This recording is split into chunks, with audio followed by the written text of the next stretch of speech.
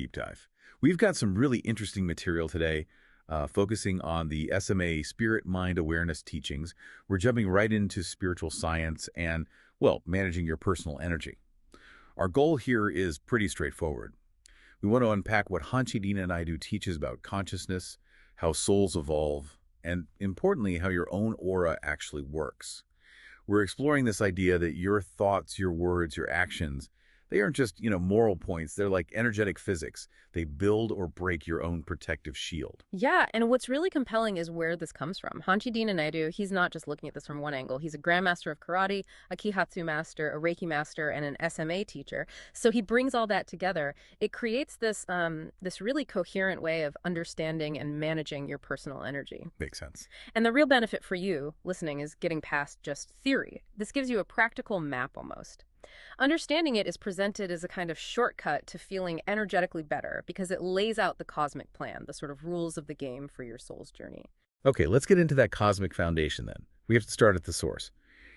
If there's a grand plan, how does SMA define consciousness? Where does it all begin? Right. So in these teachings, consciousness is, well, it's the eternal source. Simple as that. The beginning, the end, the very fabric of all existence. It's seen as singular, totally all-encompassing, infinite. And this consciousness is credited with kicking everything off, sparking life, setting the whole universe in motion. And that happened through sound, didn't it? I remember reading about a primordial vibration. Exactly. The very first act of creation where this infinite source became, perceivable reality, that happened through the sound AUM. And AUM isn't just a chant you might hear. In this context, it's the initial vibration, the frequency that brought structure out of, well, pure potential. It set the energetic rules for everything that came after. Okay, so that sets the cosmic stage. Now, the sources detail specific steps in creation and evolution, right? It's a very clear path leading up to us, to humans. Yeah, the teachings describe this upward climb in consciousness. Life starts from the earth itself, the foundation, and then moves through more and more complex forms. It starts with minerals, rocks, basically, then vegetation, then insects, then the animal kingdom. A clear progression. And why is that progression important? Does the structure matter? Oh, absolutely. It matters because each stage represents the soul getting, let's say, better equipment for experience and choice. In the lower kingdoms, the soul's just running on instinct, pure instinct.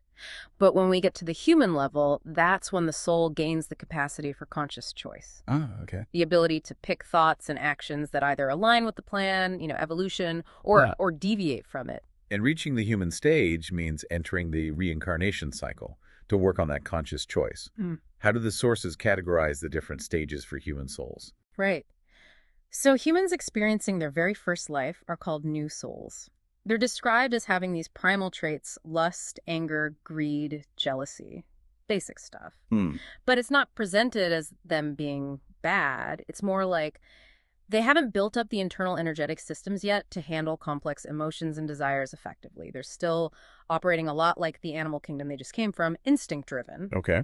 Then, through more lifetimes, more experiences, the soul moves on to become what's called a young soul. And this is a really key stage because their learning, their growth, it's actively guided by higher beings. The sources call them astral adepts. Astral adepts. So like spiritual mentors overseeing the process for these younger souls who are now trying to learn their human lessons. That's pretty much the role, yeah. They help ensure the lessons are learned, provide guidance within the cosmic rules. It shows that the whole system isn't just random chance. There's intelligence guiding souls towards evolution. It definitely sounds like a clear plan. Evolve, climb that ladder, purify that initial soul state. So if that's the big picture, the cosmic goal, how do our everyday actions, our daily conduct, immediately plug into this grand journey? And that's the crucial link, isn't it, between the big idea and the practical reality. Our conduct isn't just about, being nice or following societal rules. It's about the energetic integrity of our very being. This is where it gets really practical for everyone listening. We're talking about your immediate energy field. Let's bring in the aura, your protective bubble. What's its main purpose, and crucially, what makes it strong or weak? Okay, the aura. It's your personal energy field, right? Your unique signature. Its fundamental job is to be a protective shield. It maintains a kind of energetic balance between you inside and the world outside. And here's the key. Its strength is directly, instantly determined by your state of being. Specifically, what you think, what you say, and what you do. It's like an energy barometer. So a strong, coherent field means I'm protected. How does the shield get damaged then? What actually causes a breach? The sources are very specific about the mechanics. Oh. Things like getting involved with, say, evil teachings or having really negative associations or doing harmful things. These don't just weaken the shield in some vague way. They actually cause your energy field to lose its coherence. Your overall frequency drops instantly.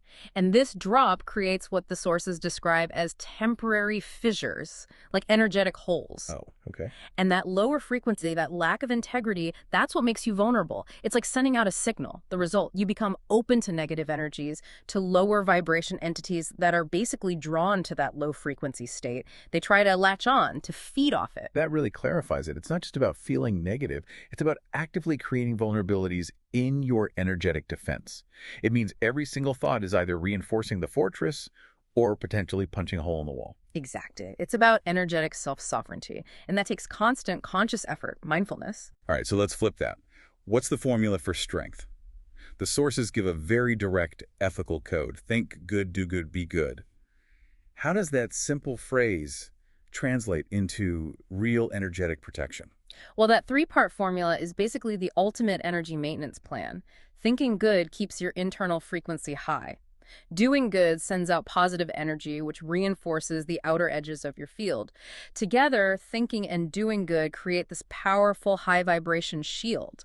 It keeps you safe simply because disruptive lower frequencies just can't resonate with it. They're repelled. Makes sense. And the sources warn specifically about what breaks the shield. Avoiding people or ideologies that actively promote hate, anger, destruction. These aren't passive things. Getting involved is described as literally opening the door to those lower energies. And the inevitable result is devolution getting dragged back down the evolutionary ladder. And what if someone persists in that? If they keep creating those breaches through really negative actions, thoughts, beliefs, what's the ultimate endpoint the teachings describe? They use that striking term, Demonville. Yeah, it sounds dramatic. And for listeners maybe not familiar with that kind of language, it's important to understand the function being described. It's not necessarily about a literal place with pitchforks. It describes a state where the spiritual shield has effectively disintegrated. When someone consistently chooses anger, hate, destruction, their frequency becomes so low, stays so low, that it allows aggressive attachment. Lower-level parasitic entities can latch on. So Demonville is more like a state of total energetic breakdown and attachment, where your own free will gets kind of ground out by these lower frequencies. That's the gist of it, yes. The source implies that path leads to a one-way ticket towards that state of devolution. But conversely, sticking strictly to think good, do good, be good, that builds a field that's so coherent, so high frequency, that these entities literally cannot resonate with it. They can't penetrate it, can't touch you. It keeps you firmly on that upward path of evolution. It draws such a clear line between your personal ethics and your energetic immune system.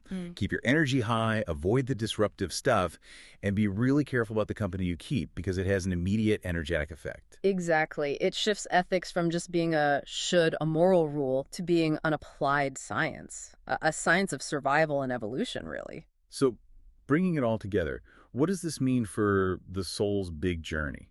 Let's link back to the idea of the soul starting out pure, which you mentioned earlier. Right. We need to circle back to that core idea from the very beginning. Consciousness, the source, made your soul pure. You started pure. And the built-in plan, the whole point, is to evolve, not devolve. So every action, every thought, every association should really be weighed against that. Does this support my upward journey, my conscious evolution? Makes sense. Which is why the final actionable steps in the sources are so focused on managing your vibration, managing your energy field.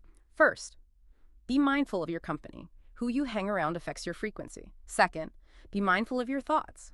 Practice thought replacement, actively swapping out negative thoughts to patch up small energy leaks instantly. And third, be mindful of your actions. Make sure what you do generates positive energy outwards. And overarching all of that, just stay aware, stay conscious. Steer clear of influences pulling you towards the dark side, towards devolution. It's a powerful call to take responsibility, isn't it? All grounded in that simple idea, your soul's worth it. Hold on to that initial purity and keep doing the work of evolution. Okay, so let's quickly recap the key takeaways from the SMA teachings today. Your aura. It's your shield. Strength determined by your coherent think, say, do. Negative influences, bad company, they create leaks, pull you down. The core rule for strength is simple but powerful. Think good, do good, be good. That keeps you aligned with the master plan, the plan set out by consciousness, which is all about evolution. And, if we connect this back to the very beginning, the creation, the universe, starting with the incredible power of that primordial sound, AUM.